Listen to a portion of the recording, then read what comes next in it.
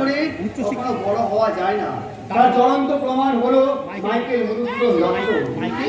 হ্যাঁ রে, নিজের লেখা কবিতার মধ্যে মাইকেল লিখেছেন, হে বঙ্গ ভান্ডারে তব বিবিধ রতন, তার সবে অবোধ আমি অবহেলা করি, পরধন পেটে মুক্ত করিল ভ্রমণ, পরমতে ভিক্ষা ভিক্ষু কুক্ষণে আচরি।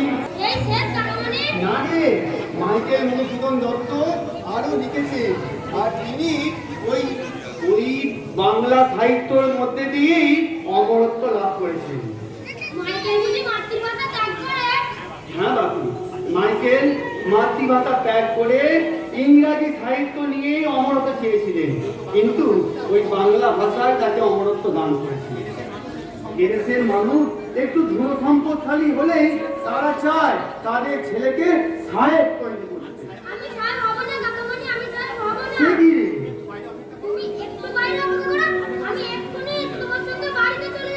কিন্তু বাপি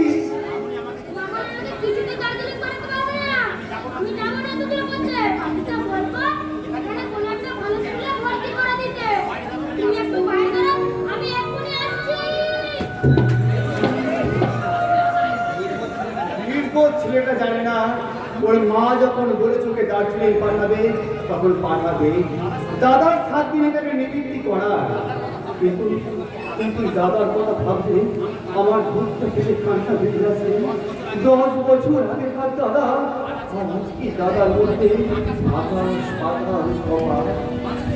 মানুষ যে ধোঁয়ার ঐশ্বর্যে অন্ধকারে এইভাবে বদলে যেতে পারে তা আবার জানা ছিল না, আবার আমার জানা ছিল না।